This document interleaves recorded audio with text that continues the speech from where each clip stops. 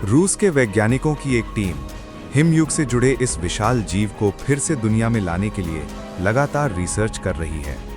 दिलचस्प बात है, पर जरा सोचिए, क्या हो अगर ये जीव कभी पूरी तरह खत्म ही ना हुए हों और आज भी पृथ्वी के दूर दराज आर्कटिक इलाकों में कहीं मौजूद हों। आप देख रहे हैं क्या हो अगर। एशियाई हाथी इन घने बालों वाले शाकाहारी दिग्गजों के सबसे करीबी रिश्तेदार माने जाते हैं। लगभग 5 से 6 मीट्रिक टन वजन और 3 से 4 मीटर ऊंचाई वाले ये प्राचीन जीव आकार में अफ्रीकी हाथियों जैसे थे। बहुत बड़े, लेकिन हमारी कल्पना जितने विशाल नहीं। ये ऊनी मैमथ लगभग 10,000 साल पहले पृथ्वी से गायब हुए। इनके अवशेष उत्तरी अमेरिका, यूरोप और एशिया तक पाए गए हैं। ये जीव बेहद ठंडे आर्कटिक वातावरण के लिए बने थे। उनके शरीर में खून के बहाव का खास तरीका उन्हें बर्फीले तापमान में भी जीवित रखता था। उनके रक्त परिसंचरण सिस्टम इस तरह काम करता था कि शरीर की गर्मी लंबे समय तक बनी रहे। ये इंसानों के सिस्टम से अलग था। उनके खून में ऐसे गुण थे जो जमाव बिंदु से नीचे तापमान में भी ऑक्सीजन का प्रवाह बनाए रखते थे, कुछ आपकी कार के एंटी फ्रीज जैसा। इस व्यवस्था की वजह से वे बर्फीले पानी में भी शरीर को गर्म रख पाते थे और कम ऊर्जा खर्च करते थे। उनके शरीर पर 1 मीटर तक लंबे बाल होते थे, सच में बेहद घने और ऊनी।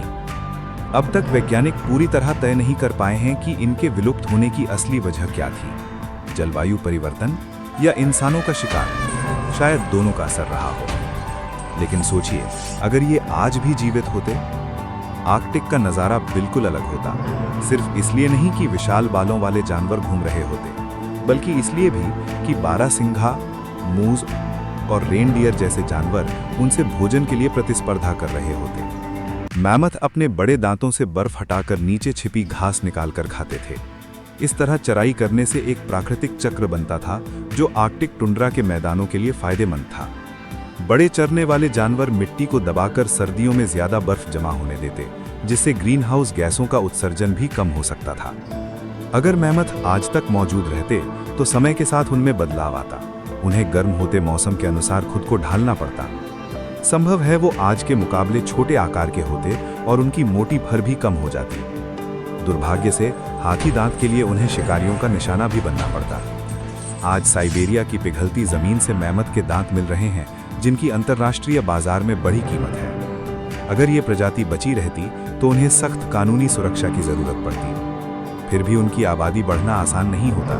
मादा मैमथ लगभग 15 साल में परिपक्व होती और गर्भकाल करीब 22 महीनों का होता।